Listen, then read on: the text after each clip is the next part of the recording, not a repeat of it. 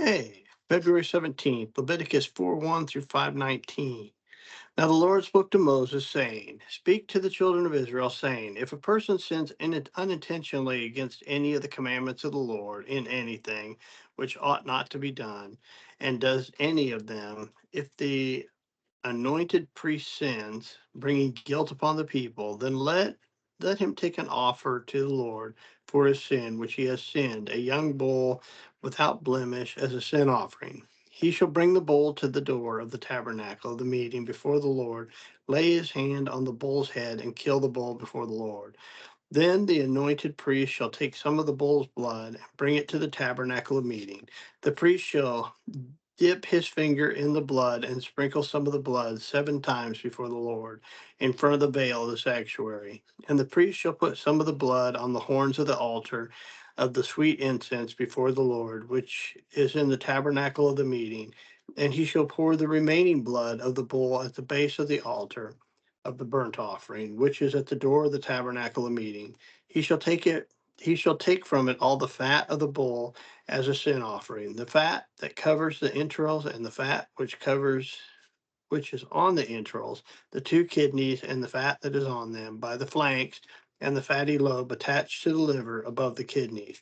He shall remove, as it was taken from the bull of the sacrifice of the peace offering, and the priest shall burn them on the altar of the burnt offering. But the bull's hide and its flesh and its head and its legs and its entrails and offal, the whole bull shall carry outside the camp to a clean place where the ashes are poured out, and burn it on wood with fire. Where the ashes are poured out, it shall be burned.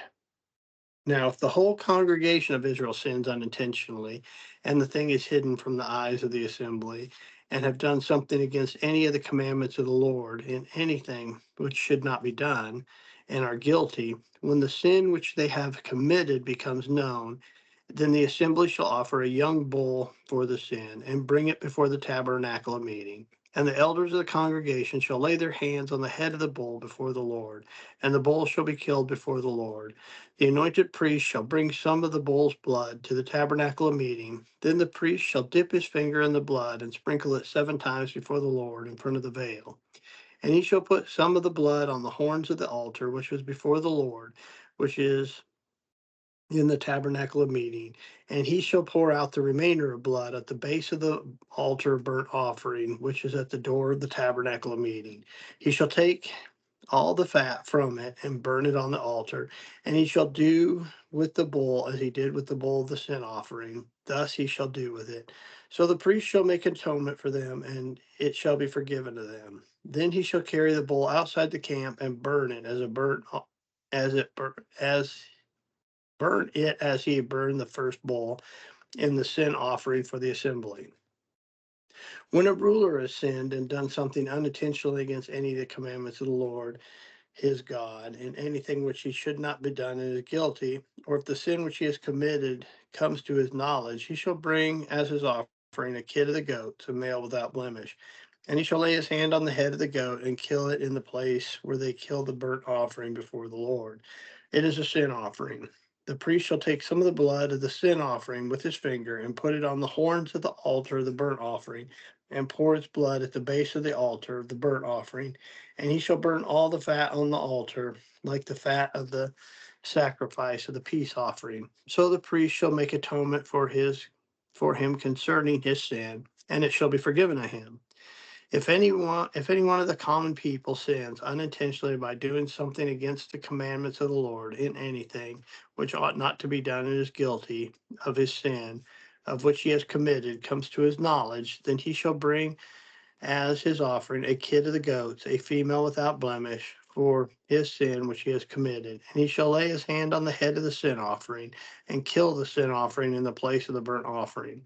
Then the priest shall take some of the blood of his finger, put it on the horns of the altar of the burnt offering, and pour the remaining blood at the base of the altar. He shall remove all of its fat, as the fat removed from the sacrifice of the peace offering, and the priest shall burn it on the altar for a sweet aroma to the Lord. So the priest shall make an arrangement, an atonement for him, and it shall be forgiven to him. If he brings a lamb of his sin offering, he shall bring a female without blemish. Then he shall lay his hand on the head of the sin offering and kill it as a sin offering at the place where they kill the burnt offering. The priest shall take some of the blood of the sin offering with his finger and put it on the horns of the altar, the burnt offering, and pour all the remaining blood at the base of the altar. He shall remove all of its fat, as the fat from the lamb is removed from the sacrifice of the peace offering. Then the priest shall burn it on the altar according to the offerings made by fire to the Lord. So the priest shall make atonement for the sin that he has committed, and it shall be forgiven of him. If a person sins in the hearing and the utterance of an oath, and is witness whether he has seen or known of the matter, if he does not tell it, he bears guilt. Or if a person touches any unclean thing, whether it is a carcass of an unclean beast, or the carcass of an unclean livestock, or the carcass of an unclean creepy thing, and is unaware of it, he shall also be unclean and guilty. Or if he touches a human uncleanliness, whether uncleanliness with which a man may be defiled and is unaware of it, when he realizes it, he shall be guilty. Now, if a person swears, speaking thoughtlessly with his lips to do evil or to do good, it is that whether it is that a man may pronounce by oath, and he is unaware of it, when he realizes it, he shall be guilty in any of these manners. And it shall be, when he is guilty in any of these manners, he shall confess the sin that he has sinned in this thing, and he shall bring this trespass offering to the Lord for his sin which he has committed, a female of the flock, a lamb of the kid of the goats, as a sin offering. So the priest shall make atonement for him concerning his sin. If he is not able to bring a lamb, then he shall bring to the Lord for his trespasses which he has committed 2 turtle doves and 2 young pigeons. One is a sin offering, the other is a burnt offering.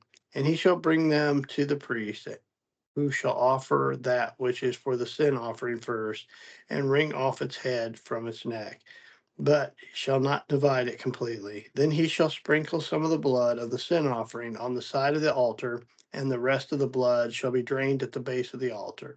It is a sin offering. And he shall offer the second as a burnt offering according to the prescribed manner. So the priest shall make atonement on behalf of his sin which he has committed, and it shall be forgiven of him. But if he's not able to bring 2 turtle doves or 2 young pigeons, then he who has sinned shall bring for his offering 1/10 of an ephah of fine flour as a sin offering. He shall put no oil on it, nor shall he put frankincense on it, for it is a sin offering. Then he shall bring it to the priest, and the priest shall take a handful of it as a memorial portion,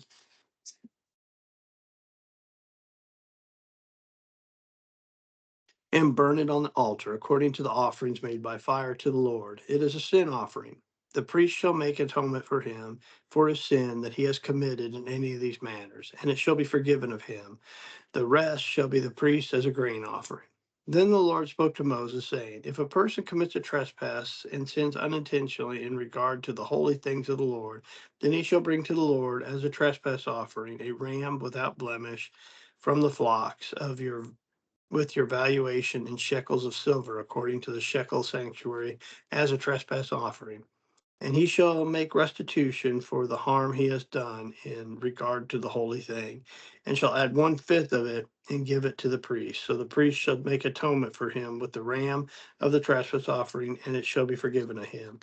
If a person sins and commits any of these things which is forbidden to be done by the commandments of the Lord, though he does not know it, yet he is guilty, he shall bear his iniquity. And he shall bring to the priest a ram without blemish of the flock, with your valuation as a trespass offering. So the priest shall make atonement for him regarding his ignorance in which he erred and did not know it, and it shall be forgiven of him. It is a trespass offering. He has certainly trespassed against the Lord. Mark 2:13 through 3:6. Then he went out again by the sea, and all the multitude came to him, and he taught them. As he passed by, he saw Levi, the son of Alamas, sitting in the tax office, and he said to him, "Follow me." And he arose and followed him. Now it happened when he was dining in Levi's house that many tax collectors and sinners also sat together with Jesus and his disciples, for there were many, and they followed him. And when the scribes and the Pharisees saw him eating with the tax collectors and sinners, they said to his disciples, "How is it that he eats and drinks with tax collectors and sinners?" When Jesus heard it, he said to them, "Those who are well have no need for a physician, but those who are sick. I did not come to call the righteous, but the sinners to repentance." The disciples of John and the Pharisees were fasting. Then they came and said to him, "Why do the disciples of John and the Pharisees fast, but your disciples do not fast?" And Jesus said to them, "Can the friends of the bridegroom fast while the bridegroom is with them? As long as they have the bridegroom with them, they cannot fast. But the days will come when the bridegroom will be taken away from them, and they will fast in those days. No one sews a piece of unshrunk cloth on an old garment, or else the new piece pulls away from the old, and the tear is made worse. And no one puts new wine into old wineskins, or else the new wine bursts through the wineskins, and the wine is spilled, and the wineskins are ruined. But new wine must be put into new wineskins." Now it happened that when he went through the grain fields of the Sabbath, and they went to his disciples and began to pluck heads of grain. Then the Pharisees said to him, "Look, why do they do what is not lawful on the Sabbath?" And he said to them, "Have you never read what David did when he was in need and hungry, he and those with him? How they went to the house of God in the days of Athar, the high priest, and ate the showbread, which was not lawful to eat except for the priests, and also gave some to those who were with him." And he said to them, "The Sabbath was made for man, and not the man for the Sabbath. Therefore the Son of Man is also the Lord of the Sabbath." And he entered into the synagogue again, and a man was there who had a withered hand. So they watched him closely, whether he would heal him on the Sabbath, so that they might accuse him. And he said to the man who had the withered hand, "Step forward." Then he said to them, "Is it lawful on the Sabbath to do good or to do evil, to save a life or to kill?" But they kept silent. And when he had looked around them with anger, being grieved by the hardness of the heart, he said to the man, "Stretch out your hand." And he stretched out his hand and was restored as whole as the other. Then the Pharisees went out and immediately plotted with the Herodians against him, how they might destroy him. Psalms 36, 1 through 12. This is a Psalm of David, the servant of the Lord. An oracle within my heart concerning the transgression of the wicked. There is no fear of God before his eyes, for he flatters himself with his own eyes. When he finds out his iniquity and when he hates, the words of his mouth are wickedness and deceit. He has ceased to be wise and to do good. He devises wickedness on his bed and sets himself in the way that is not good. He does not abhor evil. Your mercy, O Lord, is in the heavens. Your faithfulness reaches to the clouds. Your righteousness is like a great mountains. Your judgments are great deep. O Lord, you preserve man and beast. How precious is your loving kindness, O God. Therefore, the children of men put their trust under the shadow of your wings.